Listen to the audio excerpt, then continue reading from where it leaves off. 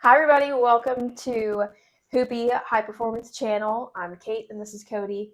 And today we're going to talk about 3 tips for if you are new to training as a hybrid with a hybrid style. So the first one we're going to go over is allowing yourself to be a beginner in this new season of training. Yes, typically you see people get into hybrid from one of two paths. It's of runners who want to get into lifting or lifting who want to become runners. And so they're typically proficient in one and not great at the other. More recently, Kate and I were lifters by trade and then decided to start running. And so we just up front just said we're going to be bad at this. And we went from the first run we went on, we ran for 2 miles and about died. And it wasn't even 2 continuous miles. It was like a mile or a mile and a half. And then we walked a little bit. And then ran the last half mile to running a 50K, 31 mile race. So about 4 months later. Yeah. 4 or 5 months later.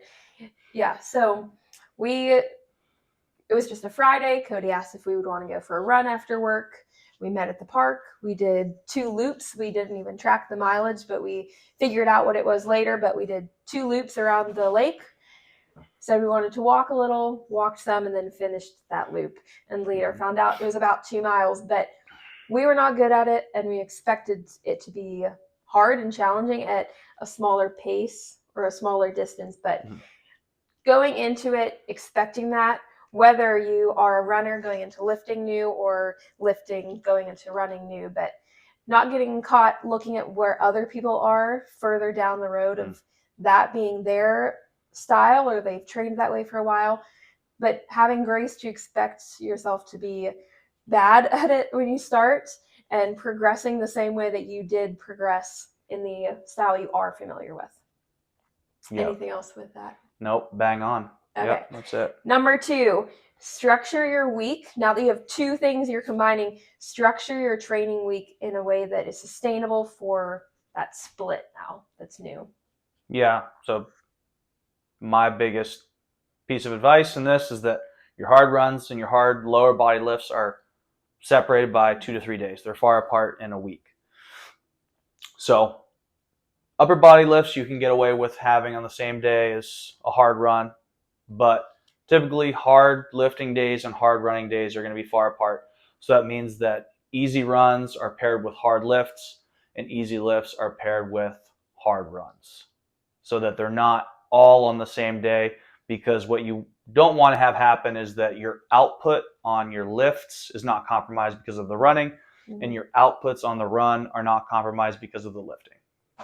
Right. So now that you're pairing 2 things, you have to plan those out accordingly, map out your whole week in advance, far out the way you would for one of the programs, and then try to pair those together so that you're still able to give good effort in both. But this kind of leads to the third, that with hybrid, you're going to have trade-offs.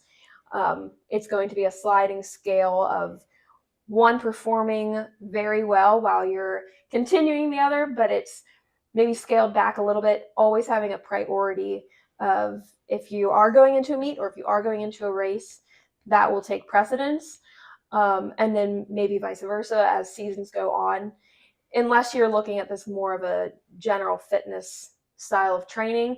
But regardless, one or the other is going to excel other than the opposite. Yeah, this is specifically true if you are coming from a background in one versus the other. If you have a background in one, you probably need a large dose of training to get better at it. The good news is that the thing you're bad at, you need a small dose. The bad part about that is that small dose, you have to be careful with it because it can really beat you up. If you haven't ran in forever or ever and you're good at lifting, going for a run, you probably don't need much. It's easy to overdo it. And so you just have to dose it correctly. And dosing the thing that you haven't done a whole lot of is the most important thing. So, like Kate said, the trade-off, that being that for every benefit you gain from doing something, there's also a cost. That's the way we frame training as a whole, is that for everything that we do, we gain something, but there's also a cost associated. So the trade-off between conditioning and lifting is obviously lifting. We want to build muscle, we want to build strength, and running. I don't know if you know this or not, but there's not a lot of really great 350 or 400 pound, bodybuilding looking individuals. So that's where the trade-off is that you want to build mass and gain strength as a strength athlete, and to be a efficient runner, you want to be light enough so you're not carrying excess load. Yeah. So tying into our very first overarching principle too is have fun. So have fun as you're going into this new style of training. I know it's been a lot of fun for us, and we've kind of, even within the last few months, scaled back. Of one was mainly running as we got ready for a race, and now we're getting ready for a meet. But the whole time we've been doing both together, and that's been a lot of fun for us, and I hope it is for you. But to go over again, number one, allow yourself to be a beginner, have grace and have fun, and allow yourself to build capacity to be fit in both of these now. Number two, structure your week in a way that is a sustainable split for both lifting and running. And number three, understand there are trade-offs. Yep. Hybrid, a great opportunity to be okay at two or more things. Just average, kind of okay at some stuff. Yep. All right. Okay. We'll be back for more.